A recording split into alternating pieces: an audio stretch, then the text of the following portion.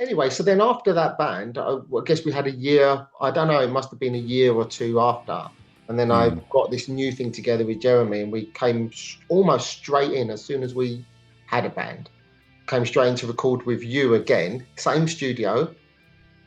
So basically, same studio, entirely different band. Just the only person you knew was me, Mm. and we went and done that Fear Inside EP. If I'm honest, I mashed the two sessions together a bit in my head because I still think of your brother a bit. Okay, And obviously that was only the first one, wasn't it? yeah, There was the main studio, Studio One, which had the big live room and then a vocal booth and a second smaller live room, and that was all in one bit. And then down the far end was the second studio, which had a smaller control room and it right, had a stone room and a live room. okay, And I know we used both. I right, just okay. because there were two recordings that we did together, Mm. and there were little bits of overdubbing and corrections that we did before mixing as well. So I'm not sure if the first one was just a little studio and the second one was the big studio, or it was a bit of a mix and match. Because sometimes you'd maybe track the band in the big studio and have everyone play together, and then you only really need the smaller studio if you're just doing, lead overdubs and vocals and stuff like that. You don't really need the more expensive, big live room and so on. So I know it was a mixture of the two, but I don't remember what the split was exactly. Yeah, no, okay. No, I don't either. It was a great studio though. It had a good vibe. It was. I liked it. And then there's the other school of thought that think that a studio should have its own vibe, and they go crazy and have it, decorated to be really quirky and unusual. And that's what River was like, deliberately. And I think it was inspired by the Strong Room in that respect. And yeah, it was colourful. It But was lovely. It it was did really have a vibe. It was really Um, nice. I mean, I've recorded in some great studios, but that was the fun one. And maybe part of that was the age as well, because it was all new and, you know, exciting, yeah, and kind of disappears over the years a little bit, yeah, doesn't it? you can't get that back, can you? That sort of young, wide-eyed. Wow, this is cool. I'm just curious if you remember anything about that lineup that come through. Like Glenn was on bass and Dan was on drums, and obviously me and Jeremy on guitar, and that Jeremy was doing the death metal vocals, and I was doing the normal vocals. Do you remember anything? I remember that it sounded quite different. It was a lot stronger. Mm, I think. You see, the thing with this is you were doing so many things at once, right? So, I mean, you were a guitarist. I'm sure you identified as a guitarist. Um, Finding a decent singer is not always easy, right? And particularly if you're doing rock stuff, you need a certain type of singer. And so, again, like James Hetfield, you kind of fell into it the same way, didn't you? And it's like, well, yeah. there's no one else here, so I'm doing it. So you've got all of that on your plate, and that's enough, really, isn't it? If you think about it, especially when you're young and you're striving for sort of a level of, your heroes are people who technically very good, right? So you've set yourself some high standards, and then you've got to learn to write as well, and composition and writing songs is, I now know that I didn't get a chance to do much of it until I left engineering, but that's a whole journey in itself, completely separate to any kind of playing an instrument or singing. And maybe you can listen to your early stuff now and think, it feels a little bit uncomfortable because I don't think that's good enough. But as a start, to be doing that at that age is actually pretty damn good, really. Well, see, when I listen to the first band, yeah, I kind of go, oh God, like you feel like, oh God, I hope no one hears this. There's that initial feeling. But when I listen to the Fear Inside thing, I was, yeah, obviously I sound young, we sound young, and blah blah blah. Hmm. There's nothing wrong with that. I didn't feel embarrassed by it. I kind of thought, Yeah. you know what, I'm quite proud of this, because it was only a year or two after that first recording we did together. It was a huge leap from the one to the other. I So seem to remember that you took the vocals in your stride a lot more the second time round. right. I guess I knew what I was trying to do. I didn't even know on that first recording.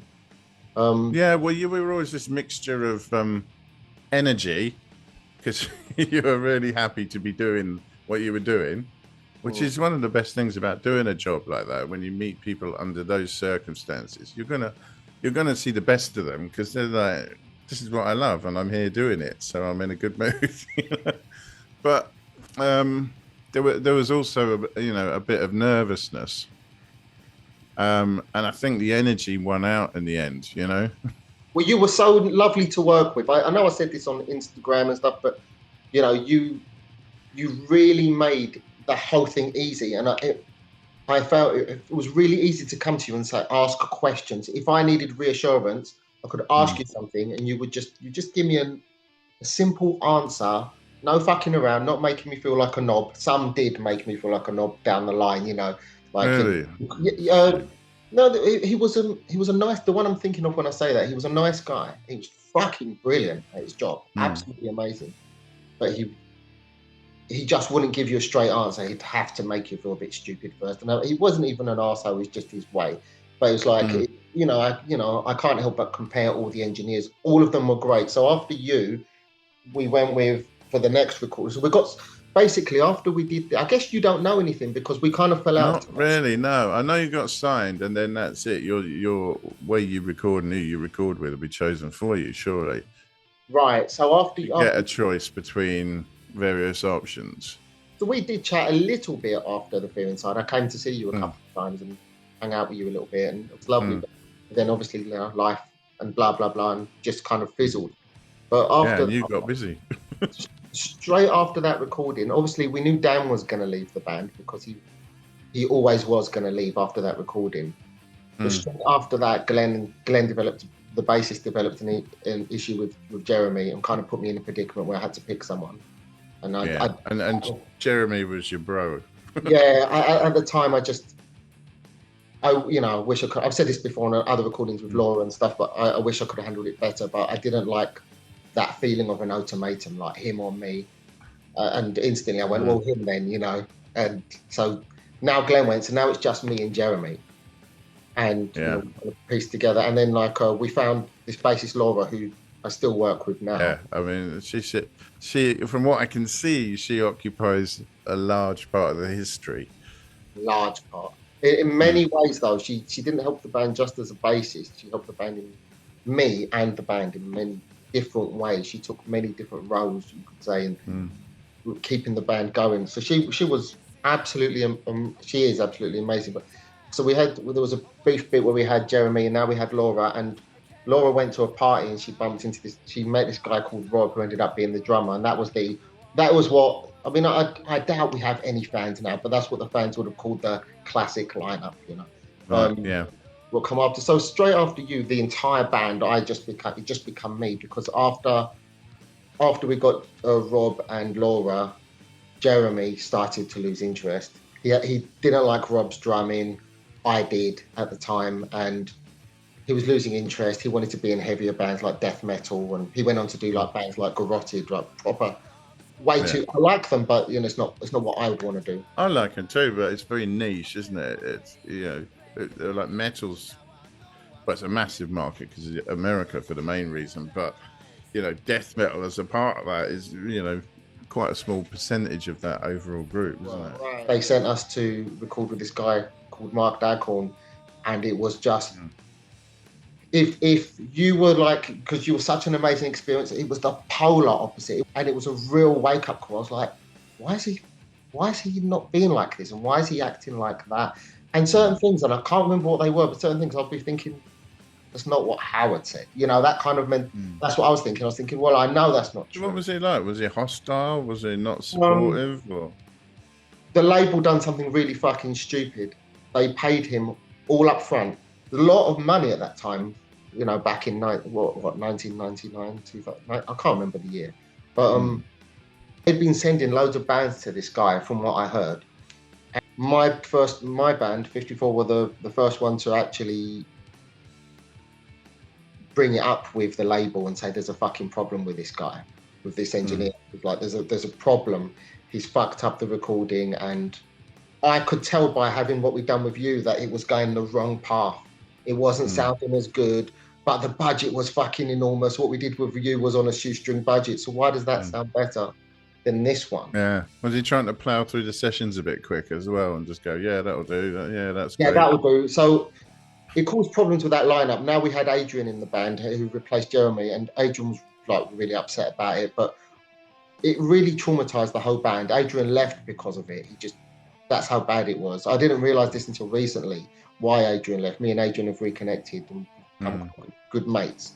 But at the time he left because he just, it was traumatizing to him what he went through. It was traumatizing for me as well and everyone, but we all handled it in different ways.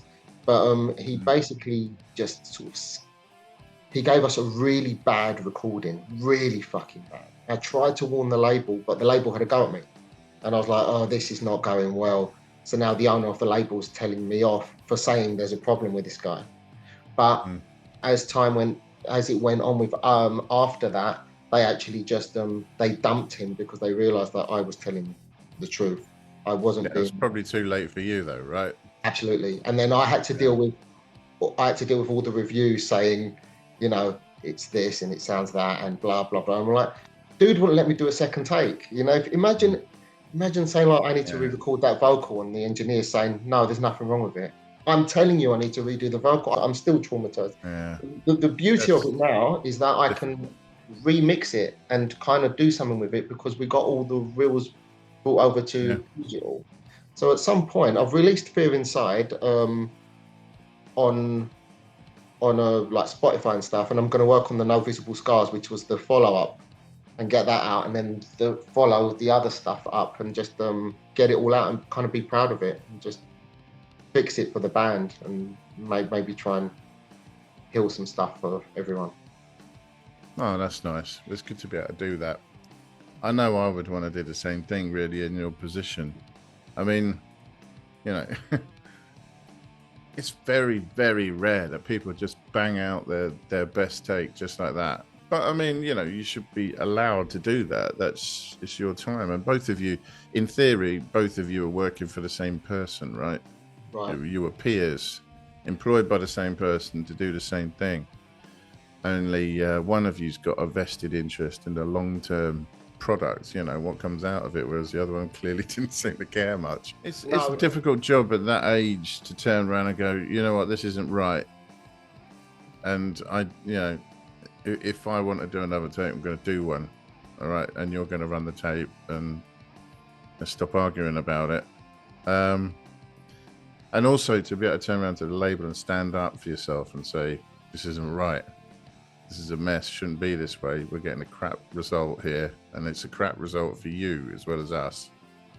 We need to sort this situation out and be persuasive enough, you know, at that age, being quite green to persuade the label that there was a problem. And it didn't happen immediately, did it? It's a real shame. Sorry to hear it. No, that's all right. That's all right. Imagine if he was the first one, wouldn't have known any better. Well, I always thought we're going to record this and they're going to be listening to this forever, you know. They will hear there's something wrong with it. It's not like you're going to hide it from them. And we always wanted to get the best, you know, result we could. Because, you know, that's how you enjoy what you're doing.